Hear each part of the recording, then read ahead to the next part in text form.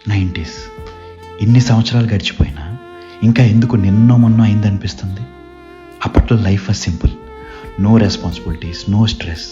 మన ఊరి మట్టి వాసన, గంటకి ₹2 చొప్పున సైకిల్ రెంట్కి తీసుకోవడం, దూరదర్శన్లో వారానికి ఒకసారి వచ్చే సినిమా కోసం వెయిట్ చేయడం, నెమలి పెంచు పిల్లలు పెడుతుందని బుక్లో దాచుకోవడం, మన ఫేవరెట్ కార్టూన్ టైమింగ్స్ కోసం పేపర్లో వెతుక్కోవడం, పుల్లైస్ బండి వెనకాల పరిగెట్టడం, స్టాండ్ వేసి ఉంచిన నాన్న చేతక్ బండి మీద హ్యాండిల్తో ఆడటం, ఎస్టీడీ కాల్స్ కోసం లేట్ నైట్ వరకు వెయిట్ చేయడం, కరెంట్ పోగానే రోడ్డు ఎక్కేయడం, మన వాళ్ళకి లెటర్స్ రాయడం, వాళ్ళ రిప్లై కోసం వెయిట్ చేయడం, నచ్చిన అమ్మాయి సైకిల్ బుట్టలో లవ్ లెటర్ పెట్టేసి పారిపోవడం, నటరాజ్ బాక్స్ కోసం అమ్మని అడుక్కోవడం, రాముడు సీత, ఏడు పెంకులాట, గూటి పిల్ల, గోలీ ఆటలు, బుక్స్ కట్టలు వేసుకుని స్టిక్కర్స్ అతికించుకోవడం, మనకేమైనా ప్రాబ్లం వస్తే శక్తిమాన్ వస్తాడనుకోవడం, ఎగ్జామ్ ప్యాడ్తో క్రికెట్, వీసీఆర్ రెంట్కి తెచ్చుకుని సినిమాలు, చందమామ బాలమిత్ర కథలు, సచిన్ అవుట్ అయిపోతే టీవీ ఆపేయడం, బూమరు, ఆశా చాక్లెట్, బిగ్ బబుల్తో వచ్చే టాటూస్, పెన్ పెన్సిల్ కోసం యుద్ధాలే చేసేవాళ్ళు, గ్రీటింగ్ కార్డ్స్, హాలిడేస్లో అమ్మమ్మ ఇల్లు, మన ఊళ్ళో పెట్టే ఎగ్జిబిషన్లో జైంట్ వీళ్ళు,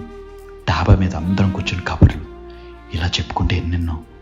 చాలా చిన్న చిన్న విషయాల్లోనే హ్యాపీనెస్ వెతుక్కునేవాళ్ళు. ఆ మెమరీస్ అన్నీ ఫొటోస్లో కాదు, మన గుండెల్లో ఉన్నాయి. చచ్చే వరకు అలాగే ఉంటాయి కూడా కదా. ఉంటా అండి. ఇట్లు మీరు అలంగి మోయ.